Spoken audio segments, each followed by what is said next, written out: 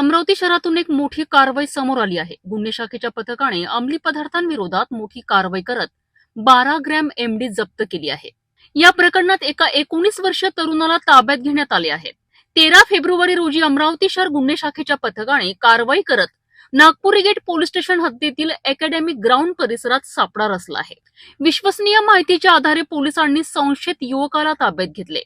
या तपासणी दरम्यान त्याच्याकडून तब्बल 12 ग्रॅम एमडी हा अंमली पदार्थ जप्त करण्यात आला आहे।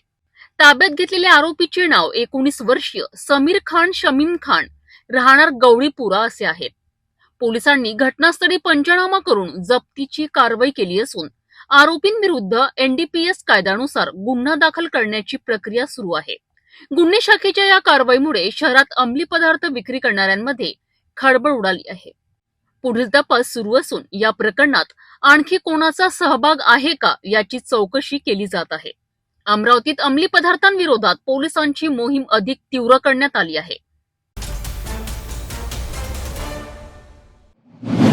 अमरावती शहरात वाढती वाहतूक, अतिक्रमण आणि बेफिक्री वाहन चालकांमुळे अपघातांची मालिका सुरूच आहे। गुरुवारी जमील कॉलनी चौकाजवळ भरधाव गिट्टी बोल्डर ट्रकने 25 वर्षीय तरुणाचा जीव घेतल्याची धक्कादायक घटना घडली। मात्र या दुर्घटनेनंतर सिटी न्यूजने वृत्त प्रसारित केले आणि अवघ्या 12 तासात प्रशासनाने त्या ठिकाणी ब्रेकर उभारण्यास सुरुवात केली। सविस्तर माहितीनुसार अमरावती शहराच्या पश्चिम भागात वाढती वाहतूक आणि अतिक्रमणामुळे नागरिकांना मोठ्या समस्यांना सामोरे जावे लागत आहे।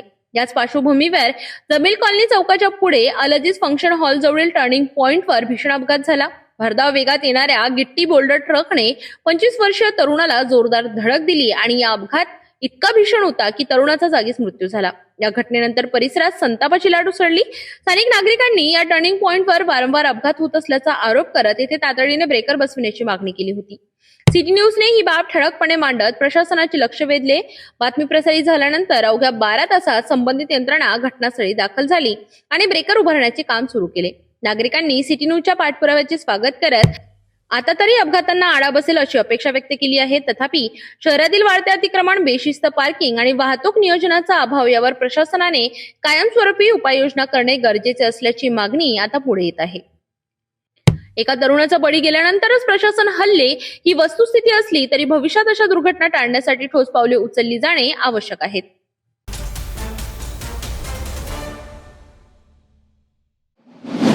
विरुद्ध दिशेने येणाऱ्या वाहनाला जागा देताना एक मालवाहू ट्रक थेट रस्त्याखाली घसरून नाल्यात पडल्याची घटना शुक्रवारी दुपारी घडली। मिळालेल्या माहितीनुसार एक मालवाहू ट्रक आपल्या मार्गाने जात असताना समोरून येणाऱ्या वाहनाला साईड देण्याचा प्रयत्न करीत होता, परंतु हा रस्ता अत्यंत अरुंद असल्यामुळे ट्रक चालकाचा वाहन नियंत्रणात ठेवताना अडचण आली आणि ट्रक अचानक रस्त्याच्या खाली घसरत थेट नाल्यात कोसळला।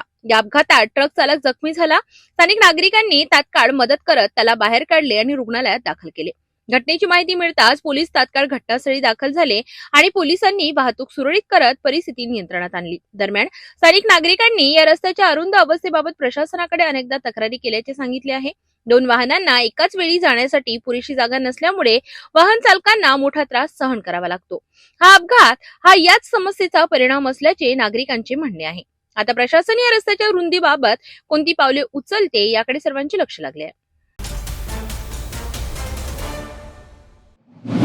अमरावती महानगरपालिकेच्या पथविक्रेता धोरणावरून पुन्हा एकदा वाद निर्माण झाला आहे। पथविक्रेता अधिनियम 2014 नुसार प्रक्रिया पूर्ण न करता 29 हॉकर झोन मंजूर करण्यासाठी बैठक बोलविण्यात आल्याचा आरोप संघटनेने केला आहे। या पार्श्वभूमीवर विभागीय आयुक्तांकडे बैठक स्थगित करण्याची मागणी करण्यात आली। सविस्तर माहितीनुसार अमरावती शहरात पथविक्रेत्यांच्या प्रश्नांवरून प्रशासन आणि संघटना यांच्यात तणावाचे वातावरण निर्माण झाले आहे। पथविक्रेता संघटनेच्या वतीने विभागीय आयुक्तांकडे निवेदन देत अमरावती महानगरपालिकेच्या कामकाजावर गंभीर आक्षेप नोंदविण्यात आले आहेत। संघटनेचा आरोप आहे की पथविक्रेता यांना संरक्षण व नियमन अधिनियम 2014 नुसार प्रथम पथविक्रेता योजना तयार करून ती राज्य शासनाकडे मंजुरीसाठी सादर करणे आवश्यक आहे। शासनाची मान्यता मिळाल्यानंतरच हॉकर झोन निश्चित करण्याची प्रक्रिया राबविली जावी अशी कायदेशीर तरतूद आहे। मात्र अमरावती महानगरपालिकेने 16 फेब्रुवारी 2026 रोजी दुपारी 4 वाजता 29 हॉकर झोन बहुमताने मंजूर करण्यासाठी बैठक बोलाविली आहे। या बैठकीसंदर्भात जावक क्रमांक 540/2026 असे पत्रही संघटनेला पाठविण्यात आले आहे। संघटनेचे म्हणणे आहे की अद्याप पथविक्रेता समितीची अधिसूचना पूर्ण झालेली नाही आणि राज्य शासनाची मान्यता देखील घेण्यात आलेली नाही. अशा परिस्थितीत झोन मंजुरीचा निर्णय घेणे कायदेशीर प्रक्रियेच्या विरोधात असल्याचा आरोप त्यांनी केलाय. त्यामुळे विभागीय आयुक्तांनी हस्तक्षेप करून ही बैठक तातडीने स्थगित करावी आणि प्रथम पथविक्रेता योजनेचा प्रारूप आराखडा तयार करून शासनाची मान्यता मिळवावी अशी मागणी करण्यात आली आहे. नमस्कार, मी गणेश मारोटकर, शहीद भगतसिंग हॉकर्स युनियन संस्थापक अध्यक्ष. आज आम्ही विभागीय आयुक्त मॅडम यांना निवेदन देण्यासाठी आलेलो आहोत. निवेदन देण्याचे कारण असे की आम्हाला महानगरपालिका आयुक्त मॅडम यांनी दिनांक 16/2/2016 रोजी दुपारी 4 वाजता 29 हॉकर संदर्भात मंजुरीसाठी तसेच वोटिंगसाठी पत्र पाठवून आम्हाला आमंत्रित केलेलं आहे. आणि आमंत्रित करण्याचे कारण असे की आम्ही शहर फेरीवाला समिती सदस्य आहोत आणि 29 हॉकर झोनला मान्यता देऊन इतर हॉकर्सला अमरावतीतून बाहेर त्यांना जागा दिलेली आहे. जिथे व्यवसाय काय, जिथे माणसं काय, तिथे जनावर सुद्धा जाणार नाही अशा खराब जागा महानगरपालिकेने हॉकर झोनसाठी ज्या निवडलेल्या आहेत ते आम्हाला मान्य नाही आहे. आणि सर्वात महत्वाची गोष्ट म्हणजे अशी का अगोदर महानगरपालिकेने योजना बनवून ती राज्य शासनाला पाठवायला पाहिजे. राज्य शासनाकडून त्या योजनेची मान्यता आल्यानंतरच त्यानंतर हॉकर झोनला मान्यता द्यावी लागते. हे साधं अगर महानगरपालिका यांना अगर माहीत नसेल तर ते आमच्या गरिबांना न्याय कसा काय देऊ शकतात. नियमाप्रमाणे 2014च्या कायद्याप्रमाणे आणि महाराष्ट्र शासनाच्या 2017च्या राजपत्राच्या अनुसार प्रथम महानगरपालिकेने 2026ची योजना हॉकर संदर्भातली आखून ते आमसभेमध्ये ठेवायला पाहिजे. आमसभेमधून मंजुरात झाल्यानंतर ते राज्य शासनाला पाठवायला पाहिजे आणि राज्य शासनाकडून मंजूर होऊन ती जेव्हा महानगरपालिकेला येईल त्यावेळेस शहर फेरीवाला समितीची बैठक घेऊन संबंधित हॉकर झोन हे निश्चित केले पाहिजे. हा साधा आणि सरळ मार्ग हा जो आखलेला आहे हा कायदा म्हणतो, तसेच महाराष्ट्र शासनाचे राजपत्र म्हणते. हे मी म्हणत नाही आहे, परंतु महानगरपालिका आयुक्त मॅडम राजपत्राच्या म्हणणे पण चालत नाही आहे, कोर्टाच्या आदेशाप्रमाणे पण चालत नाही आहे आणि हेतू परस्पर आमच्यावर एक सूळ भावनेने जशी काहीतरी कारवाई करावी आणि यांना कुठेतरी हाकलून द्यावे याच मानसिकतेतून त्यांनी हॉकर झोनची निर्मिती केलेली आहे. आणि हे जे हॉकर झोन आमच्यावर हे लादत आहेत ते आम्हाला मुळीच मान्य नाही. आज आम्ही विभागीय आयुक्त मॅडम यांना न्याय मागण्यासाठी आलो की दिनांक 16 तारखेची जी बैठक आहे हॉकर झोन संदर्भातली ते रद्द करण्यात यावी. अन्यथा जोपर्यंत राज्य शासनाकडून योजनेला मान्यता येत नाही तोपर्यंत हॉकर झोनला कुठल्याही हॉकर झोनला यांनी मान्यता घेऊ नये, तसेच हे लागू करू नये. अन्यथा शहीद भगतसिंग हॉकर्स युनियन तीव्र आंदोलन केल्याशिवाय राहणार नाही. धन्यवाद.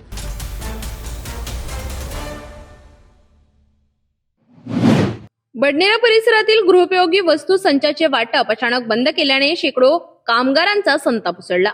जिल्हाधिकारी कार्यालयातून 11 तारखेला पत्र निर्गमित झाल्यानंतरही संबंधित कंत्राटदाराने ते पत्र 13 तारखेला सकाळी गेटवर लावल्याने कामगारांमध्ये तीव्र नाराजी पसरली. या निर्णयाविरोधात संतप्त कामगारांनी यवतमाळ बडनेरा महामार्गावर रास्ता रोको आंदोलन छेडले. सविस्तर माहितीनुसार बडनेरा कामगार कल्याण मंडळाच्या वतीने बडनेरा नजीक कामगारांना गृहोपयोगी वस्तू संच आणि इतर साहित्याचे वाटप सुरू होते. मात्र जिल्हाधिकारी कार्यालयातून 11 तारखेला आदेश निर्गमित झाल्यानंतरही संबंधित कंत्राटदाराने तो आदेश 2 दिवस उशिरा म्हणजेच 13 तारखेला सकाळी गेटवर लावला.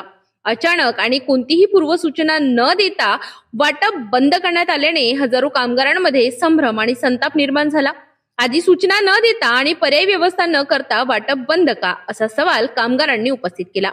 कंत्राटदारांच्या नियोजनाच्या अभावामुळे हजारोंच्या संख्येने कामगारांना पत्र देण्यात आले होते. मात्र प्रत्यक्षात वाटप बंद झाल्याने कामगारांना नाहक त्रास सहन करावा लागला. संतप्त कामगारांनी यवतमाळ बडनेरा महामार्गावर रास्ता रोको आंदोलन छेडत काही काळ वाहतूक ठप्प केली. परिसरात तणावपूर्ण परिस्थिती निर्माण झाली होती. परिस्थिती गंभीर होत असल्याचे लक्षात येतात पोलीस यंत्रणा घटनास्थळी दाखल झाली. वरिष्ठ पोलीस निरीक्षक सुनील चव्हाण यांच्या मार्गदर्शनाखाली पोलीस निरीक्षक सोनोने यांनी आंदोलनकर्त्या कामगारांशी चर्चा केली. प्रशासनाकडून योग्य तो तोडगा काढण्याचे आश्वासन देण्यात आल्यानंतर कामगारांनी रास्ता रोको आंदोलन मागे घेतले आणि वाहतूक सुरळीत करण्यात आली. 11 फेब्रुवारी रोजी जिल्हाधिकाऱ्यांच्या प्राप्त आदेशानुसार 10 फेब्रुवारीपासून अमरावती जिल्ह्यातील एकूण 14 तालुक्यांमधील कामगारांना गृहोपयोगी संच, सुरक्षा संच आणि अत्यावश्यक संच घेऊन जाण्याच्या दृष्टीने सोयीचे नाही. त्यामुळे 10 फेब्रुवारी पासून वाटपाच्या ठिकाणी दररोज फक्त 3000 कामगारांना किट वाटपासाठी ऑनलाईन अपॉइंटमेंट देण्यात आल्यामुळे मोठ्या प्रमाणावर गर्दी आणि गोंधळ होऊन कायदा आणि सुव्यवस्थेचा प्रश्न निर्माण झाला होता. कामगार त्यांच्या साहित्य वाटपासाठी रात्री 11 वाजेपर्यंत मोठ्या प्रमाणात गर्दी करून या ठिकाणी उपस्थित राहत होते आणि त्यामुळे कायदा व सुव्यवस्थेचा प्रश्न निर्माण झाला होता, ज्यामुळे जीवित आणि वित्तहानी टाळण्यासाठी अत्यावश्यक उपाययोजना म्हणून जिल्हाधिकाऱ्यांच्या वतीने 13 फेब्रुवारी 2026 पासून तात्काळ हे संच वाटप बंद करण्यात आले. रात्रीपासून आम्हाला आजची तारीख दिली होती म्हणून आम्ही रात्री 3 वाजतापासून इथून आम्हाला माहित असलं तर आम्ही आलो नसतो आणि आमचं म्हणजे लेकरं बाहेर टाकून आणि इथं आम्ही लहान इथं उपस्थित नसतो झालो. आम्हाला पहिले याच्या सूचना द्यायला लागत होती. आम्ही आलो नसतो, ऑटो करून आलो, 1000 रुपये भरून आलो आम्ही. हे मग आमच्या कोण्या कामाचं? मग इकडले जाईल ना तिकडले जाईल, गाडीचा खर्च जाते, इथपर्यंत आम्ही वापस जाऊ शकत नाही. आमची मदत झाली पाहिजे. संबंधित अधिकारी, तहसीलदार यांच्याशी संपर्क साधून तालुका स्तरावर हे साहित्य वाटपाची व्यवस्था पुढील काही दिवसात हे वाटप सुरू करण्यात यावे. तसेच संबंधित कार्यालयाची पूर्व परवानगी घेऊन ही सर्व तयारी आणि उपाययोजना करावी असे जिल्हाधिकारी आशिष एरेकर यांचे आदेश 11 फेब्रुवारी 2026 रोजी प्राप्त झाले. मात्र हे आदेश संबंधित ठिकाणी 13 फेब्रुवारी रोजी लावण्यात आले आणि त्यामुळे कामगार संतप्त झाले. चरणदास रामभाऊ शिरसाट, राहणार अंतरगाव शिवाजी, तालुका दर्यापूर, जिल्हा अमरावती. कमीत कमी 90 किलोमीटर माझं गाव आहे.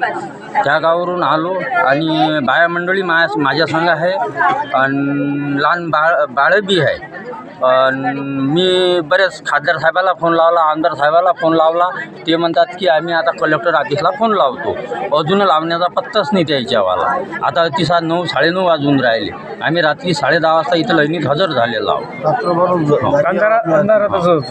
अंधारातच धुळला, पोपळला, काळी कचरा भरपूर असलेली, त्याच कचऱ्याचा आम्ही ताप करत अतिशय आम्ही उलट स्वच्छता अभियान राबवलो. दरम्यान कंत्राटदाराच्या हलगर्जीपणामुळे आणि आदेश जाहीर करण्यात झालेल्या विलंबामुळे हा प्रकार घडल्याचा आरोप कामगारांकडून केला जात आहे. भविष्यात अशा प्रकारे अचानक निर्णय घेऊन कामगारांना अडचणीत टाकू नये, तसेच संबंधितांवर कारवाई करावी अशी मागणी कामगारांनी केली आहे.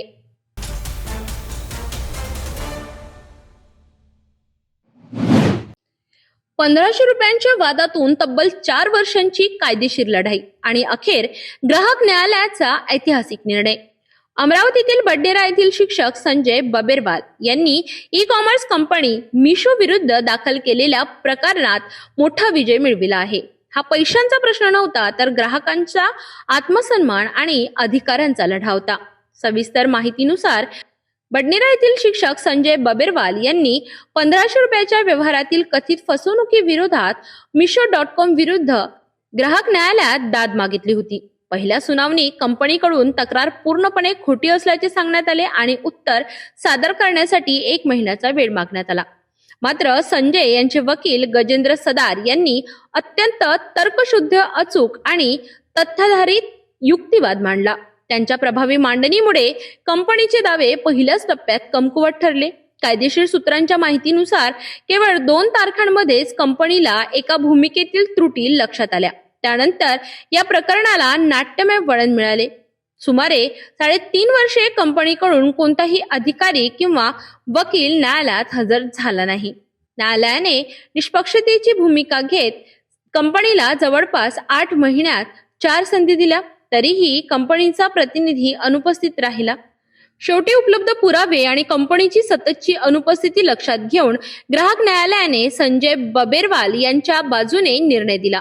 न्यायालयाने स्पष्ट नमूद केले की हा प्रश्न केवळ ₹1,500 नसून ग्राहकांचा विश्वास, सन्मान आणि अधिकारांच्या संरक्षणाचा आहे. अदालती आदेशानुसार कंपनीला मूळ रकमेव्यतिरिक्त मानहानी आणि नुकसान भरपाई म्हणून मूळ रकमेपेक्षा अनेक पटींनी अधिक रक्कम अदा करावी लागणार आहे.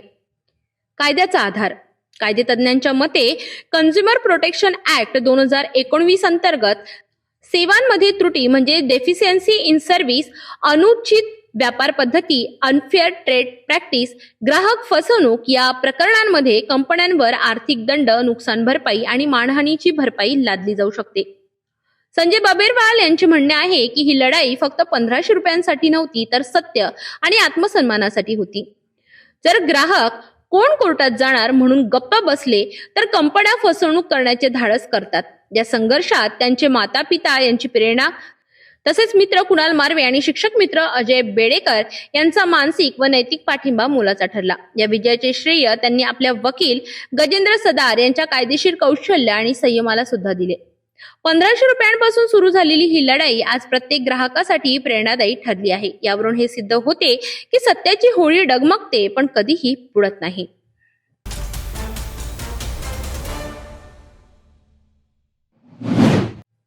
तिवसा तालुक्यातील शेंदोळा खुर्द गावातून एक धक्कादायक घटना समोर आली आहे. सूर्यगंगा नदीपात्रात अज्ञात इसमाचा कुजलेल्या अवस्थेतील मृतदेह आढळून आल्याने परिसरात भीतीचे वातावरण निर्माण झाले आहे.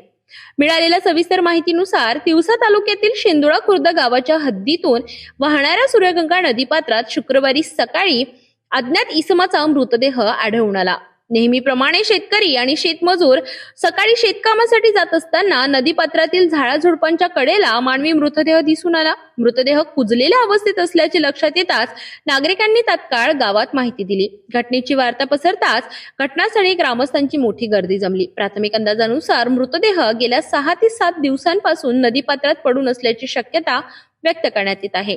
मृतदेह अत्यंत कुजलेल्या अवस्थेत असून पाण्यातील मासे आणि इतर प्राण्यांनी काही अवयव खाल्ल्याचेही स्पष्ट दिसून येत आहे. त्यामुळे मृत व्यक्तीची ओळख पटविणे कठीण झाले आहे. माहिती मिळताच तिवसा पोलीस स्टेशनचे अधिकारी आणि कर्मचारी तात्काळ घटनास्थळी दाखल झाले. पंचनामा करून मृतदेह बाहेर काढण्यात आला.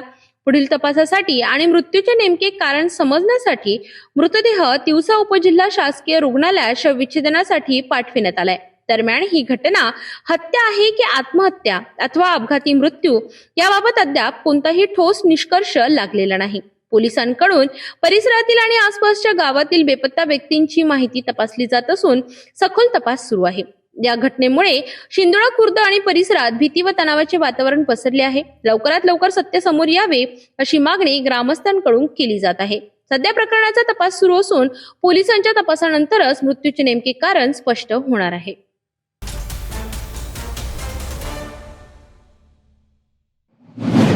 मेळघाटातील कुपोषण रोखण्यासाठी आणि बालकांच्या आरोग्यासाठी रात्रंदिवस झटणाऱ्या अंगणवाडी सेविका आज स्वतःच्या हक्कासाठी रस्त्यावर उतरल्या आहेत.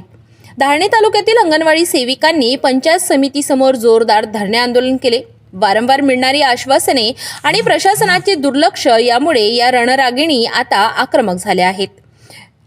मिळालेल्या सविस्तर माहितीनुसार मेळघाटातील अतिदुर्गम आणि जंगलाच्या भागात जिथे मोबाईल नेटवर्क पोहोचत नाही तिथे अंगणवाडी सेविका आपले कर्तव्य बजावत आहे. मात्र आज याच सेविकांना धारणी पंचायत समितीच्या उंबरठ्यावर बसावे लागले आहे. त्यांच्या प्रमुख मागण्यांमध्ये वेळेवर पगार मिळणे, ग्रॅज्युएटी लागू करणे आणि अमृत आहार योजनेचे थकीत पैसे त्वरित देणे यांचा समावेश आहे. विशेष म्हणजे प्रशासनाकडून त्यांना ऑनलाईन काम करण्याचा सक्तीचा आदेश दिला जातो. मात्र मेळघाटातील भौगोलिक परिस्थिती पाहता हे काम करणे अशक्य असल्याचे त्यांचे म्हणणे आहे.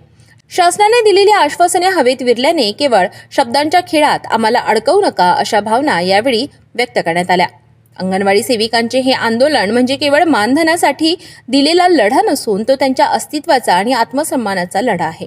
प्रशासनाने आता तरी याकडे गांभीर्याने लक्ष देऊन मेळघाटातील या सेविकेंना न्याय द्यावा हीच अपेक्षा व्यक्त केली जात आहे.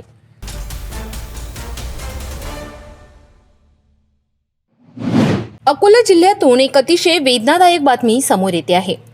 अकोट तालुक्यातील अडगाव बुद्रुक येथे गुरुवारी एका घराला लागलेल्या भीषण आगीत मामा आणि भाचीचा होरपळून मृत्यू झालाय.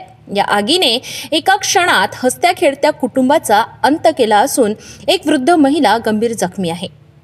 मिळालेल्या माहितीनुसार अकोला जिल्ह्यातील अडगाव बुद्रुक येथे गुरुवारी दुपारच्या सुमारास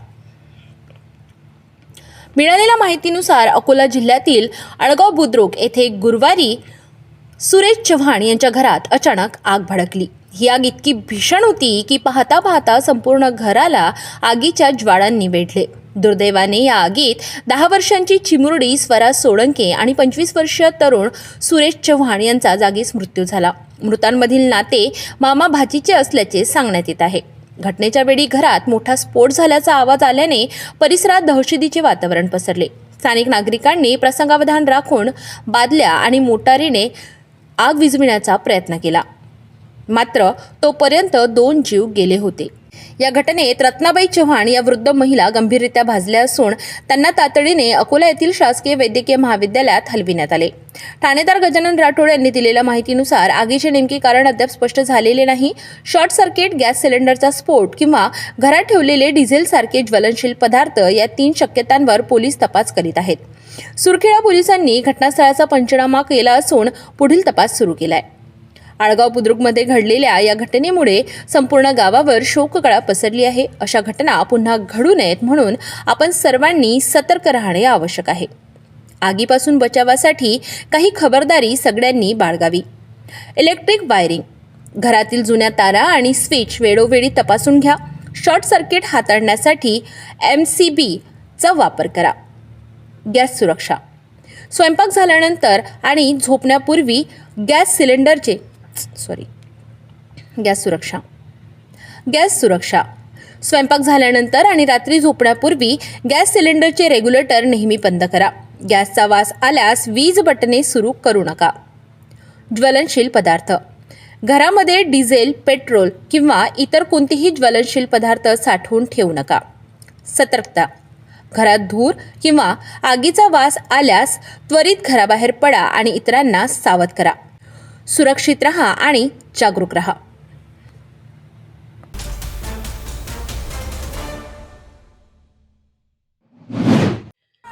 नागपूरमध्ये शुक्रवारी शिवभोजन योजनेच्या अनुदानावरून मोठा संताप उसळलेला पाहायला मिळाला. गेल्या 10 महिन्यांपासून अनुदान रखडल्याचा आरोप करत शिवभोजन संघटनेने जिल्हाधिकारी कार्यालयावर जोरदार मोर्चा काढला.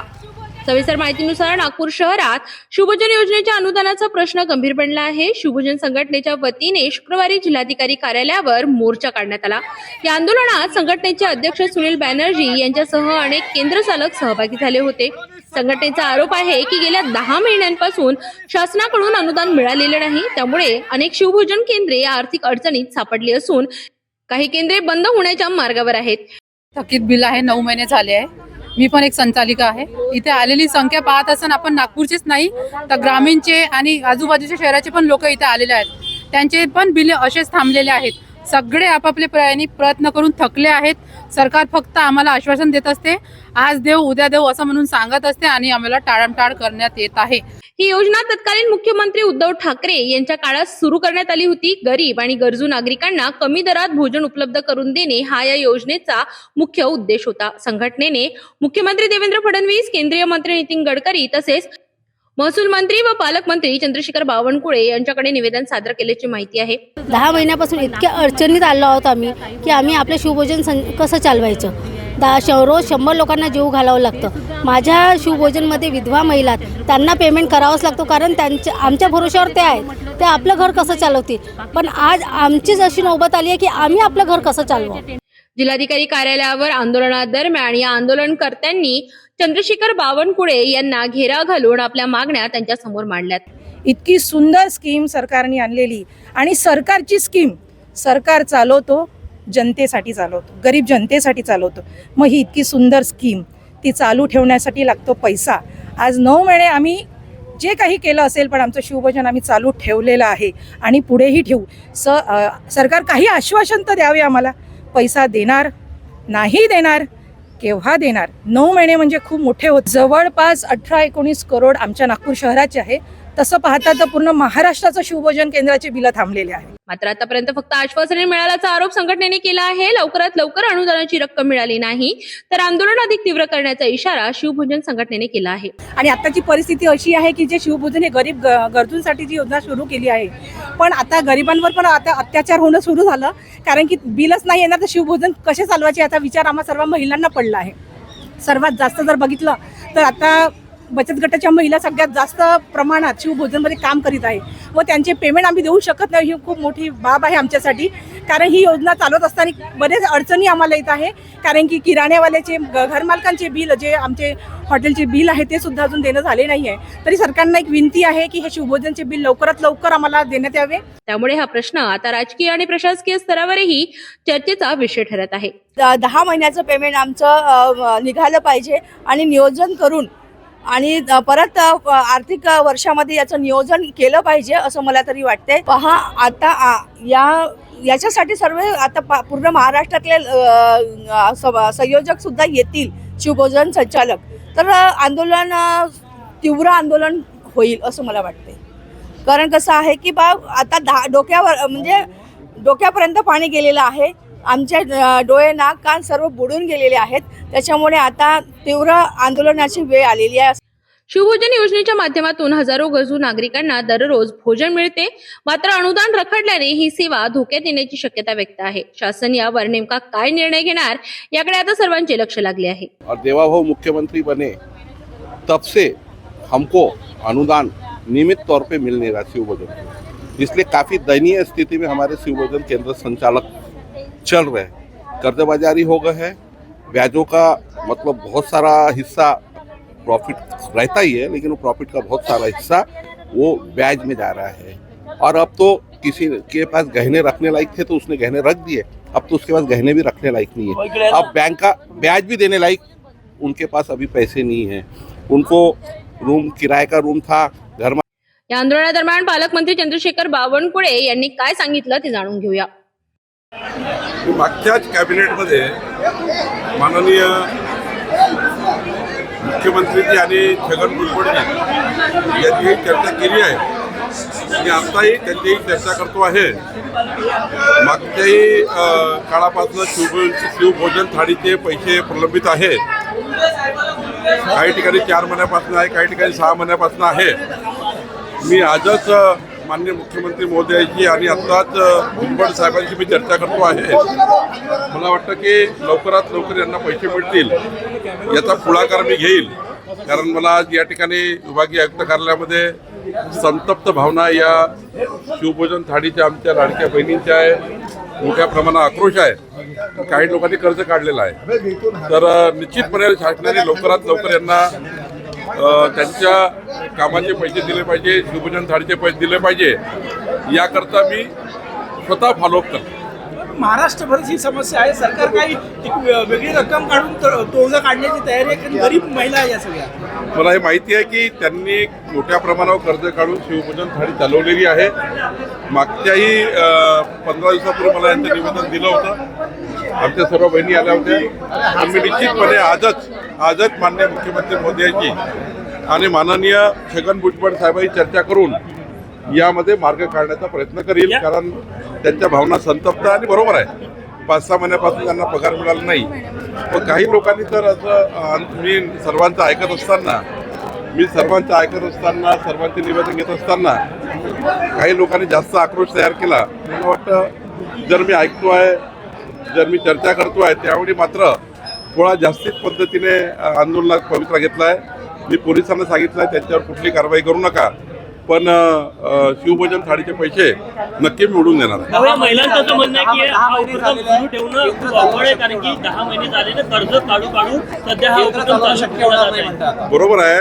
9 महिने झाले त्यांचे, 6 महिने झाले त्यांचे पैसे नाही आहे. त्यांना कसं काय अफोर्डेबल होणार आहे? त्यामुळे त्यांनी सरकारकरता काम केलं आहे, सरकारी योजनेकरता काम केलं आहे. त्यांचे पैसे मिळालेच पाहिजे या भावनेची मी आहे.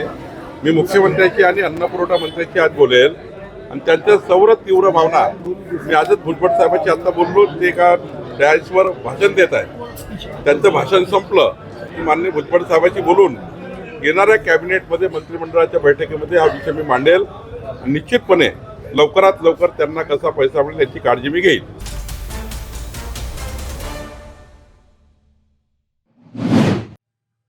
नागपूर शहरात अंमली पदार्थांविरोधात पोलिसांची मोठी कारवाई करण्यात आली आहे. ऑपरेशन थंडर अंतर्गत पोलीस युनिट क्रमांक 4च्या पथकाने वाठोडा पोलीस ठाण्याच्या हद्दीत धडक कारवाई करत 1,20,000 रुपयांचा मुद्देमाल जप्त केलाय.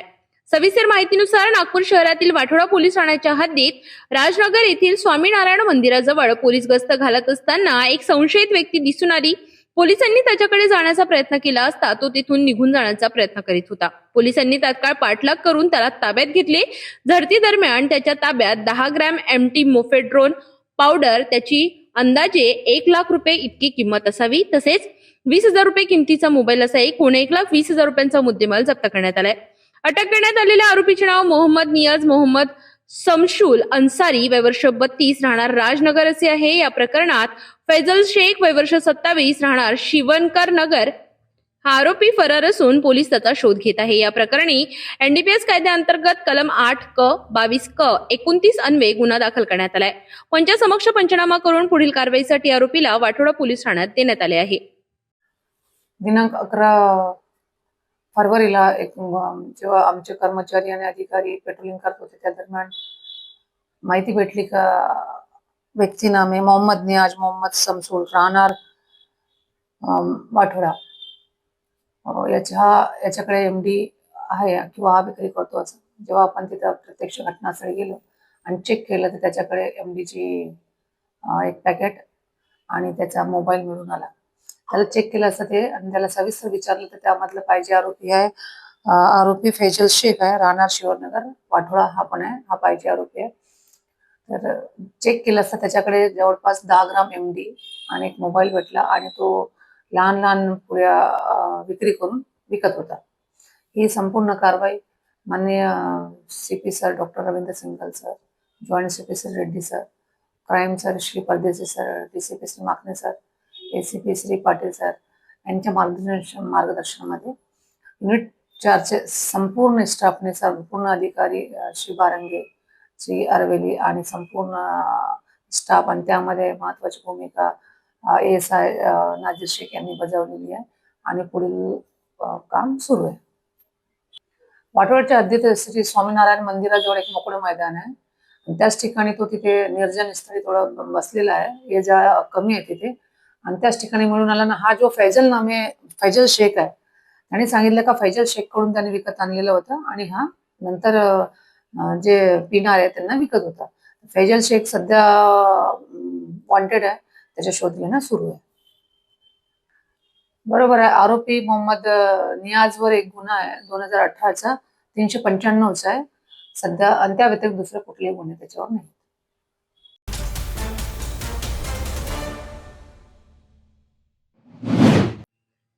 नागपूर शहर उड्डाणपुलांचे शहर बनत असताना एक धक्कादायक प्रकार समोर आला आहे. इंदोर ते दिगुरी मार्गावर सुरू असलेल्या उड्डाणपुलाचा काही भाग थेट इमारतीच्या खिडकीतून जात असल्याचे उघड झाले. गोळीबार चौक परिसरात उघडकीस आलेल्या या प्रकारामुळे नागरिकांमध्ये संताप व्यक्त होत आहे. आधीही नागपुरात अशाच प्रकारची घटना घडली होती. मग प्रश्न असा उपस्थित होतो की उड्डाणपुलाचे स्ट्रक्चर तयार करताना अभियंत्यांना हे दिसले नाही का? सविस्तर माहितीनुसार नागपूर शहरात सध्या अनेक उड्डाणपुलांची कामे सुरू आहेत. वाहतुकीची कोंडी कमी करण्यासाठी प्रशासन मोठ्या प्रमाणात पायाभूत सुविधा उभारत आहे. मात्र इंदोर ते दिगुरी मार्गावरील उड्डाणपुलाच्या कामात मोठी चूक झाल्याचे दिसून येत आहे. गोळीबार चौक परिसरात उभारण्यात येत असलेल्या पुलाचा काही भाग थेट एका इमारतीच्या खिडकीसमोर येत असल्याचे निदर्शनास आले.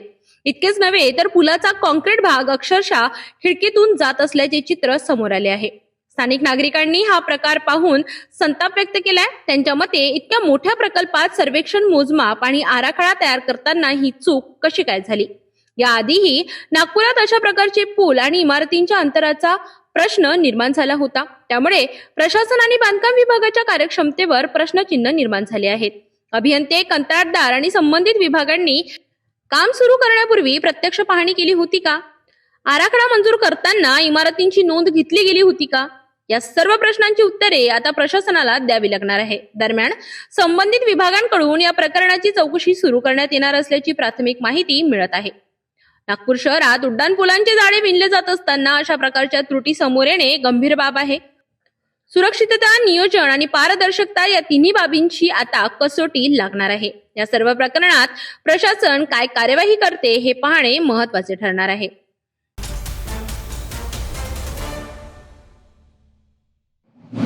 सिद्धेश्वर मुक्तगिरी येथे सध्या पूज्य आचार्य श्री 108 समयसागरजी महाराज यांचा मुनिसंघ विराजमान आहे. युगश्रेष्ठ संत शिरोमणी आचार्य विद्यासागरजी महामुनीजी राज यांचे परम शिष्य असलेल्या समय सागरजी महाराजांचे दर्शन घेण्यासाठी अनेक भक्तांची उपस्थिती लाभत आहे। याच पार्श्वभूमीवर दिगंबर जैन महासमितीचे विदर्भ अध्यक्ष अभिनंदन पेंडारी, उपाध्यक्ष प्रशांत गडेकर, वाशिम शहराध्यक्ष प्रमोद माणेकर, वेरूळचे संजय महाजन आणि शशिकांत महाजन यांनी मुक्तागिरी येथे जाऊन महाराजांचे दर्शन घेतले व त्यांचा आशीर्वाद प्राप्त केला। या प्रसंगी महाराजांना शिरपूर आणि वेरूळ येथे भेट देण्यासाठी नारळ अर्पण करून अधिकृत निमंत्रण देण्यात आले। वेरूळ येथील आश्रमातील भूतपूर्व विद्यार्थ्यांचे स्नेह संमेलन आयोजित करण्यात येत असून या विद्यार्थ्यांना जैन धर्मांवर महाराजांचे मार्गदर्शन लाभावे अशी विनंती करण्यात आली। महाराजांनी उपस्थितांकडून शिरपूर व वेरूळ येथील आंतर कार्यक्रमांचे स्वरूप आणि स्थानिक व्यवस्थेबाबत सविस्तर माहिती घेतली। तसेच दिगंबर जैन महासमितीच्या कार्याची माहिती विदर्भ अध्यक्ष अभिनंदन पेंडारी व प्रशांत गडेकर यांनी सादर केली। यावेळी आचार्य श्री समय सागरजी महाराजांनी सर्व सदस्यांना आशीर्वाद देत धर्मकार्य सातत्याने आणि प्रभावीपणे घडत राहो अशी अपेक्षा व्यक्त केली।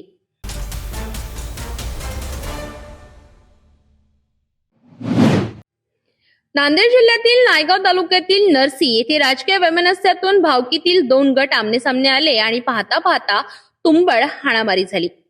लाठाकाठ्यांनी एकमेकांवर जीवघेणा हल्ला करण्यात आला। विशेष म्हणजे पोलिसांच्या उपस्थितीतच हा थरार घडला असून संपूर्ण घटना मोबाईलमध्ये कैद झाली आहे। सविस्तर माहितीनुसार नांदेड जिल्ह्यातील नायगाव तालुक्यातील नरसी गावात गुरुवारी राजकीय वैमनस्यातून 2 भावकी गटांमध्ये तुफान हाणामारी झाली।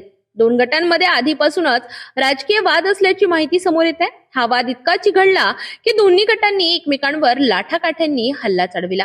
या हाणामारीत दोन्ही गटातील 5 ते 6 जण जखमी झालेत।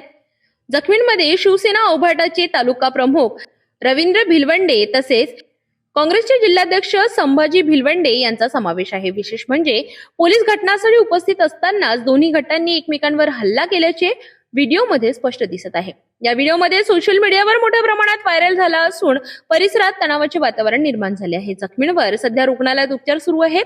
या प्रकरणात दोन्ही गटांकडून परस्पर विरोधी तक्रारी दाखल करण्यात येत असून लवकरच गुन्हे नोंदविले जाणार असल्याची माहिती पोलिसांनी दिली आहे। घटनेनंतर गावात अतिरिक्त पोलीस बंदोबस्त तैनात करण्यात आला। परिस्थिती नियंत्रणात असल्याचे प्रशासनाकडून सांगण्यात आले। नरशीतील या घटनेमुळे राजकीय वैमनस्य किती टोकाला जाऊ शकते याचा प्रत्यय पुन्हा एकदा समोर आलाय।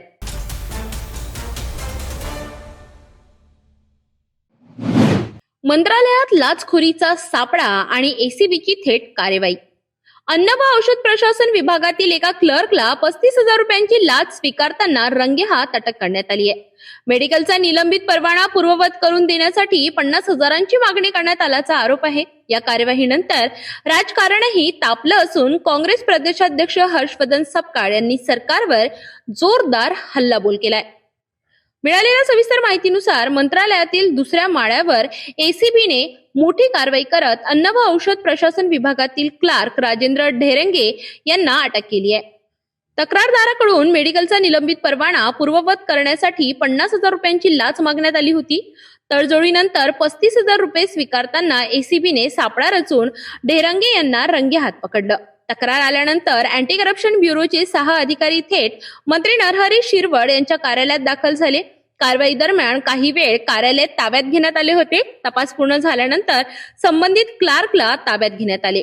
मंत्रालयातच झालेल्या या कार्यवाहीमुळे मोठी खळबळ उडाली असून विविध चर्चांना उधाण आले आहे। दरम्यान या घटनेवर काँग्रेस प्रदेशाध्यक्ष हर्षवर्धन सपकाळ यांनी तीव्र प्रतिक्रिया देत राज्य सरकारवर टीका केली आहे। त्यांच्या म्हणण्यानुसार महायुती सरकारच्या कारकिर्दीत मंत्रालयात खुलेआम लाचखोरी आणि कमिशनखोरी सुरू आहे। जनतेची कामे पैशांशिवाय होत नाहीत अशी गंभीर परिस्थिती निर्माण झाली असल्याचा आरोप त्यांनी केलाय। मुख्यमंत्र्यांनी या प्रकरणाची तात्काळ दखल घेऊन संबंधितांवर कठोर कारवाई करावी आणि जनतेसमोर सत्य मांडावे अशी मागणीही त्यांनी केली आहे। एसीबीच्या या कार्यवाहीमुळे मंत्रालयातील कार्यपद्धतीवर पुन्हा एकदा प्रश्नचिन्ह उपस्थित झाले आहे। मंत्रालयातच झालेल्या एसीबीच्या कार्यवाहीमुळे राज्याच्या प्रशासनावर प्रश्नचिन्ह उपस्थित झाले आहेत। लाचखोरीवर आळा बसणार का, संबंधितांवर कठोर कारवाई होणार का, हे पाहणे आता महत्त्वाचे ठरणार आहे।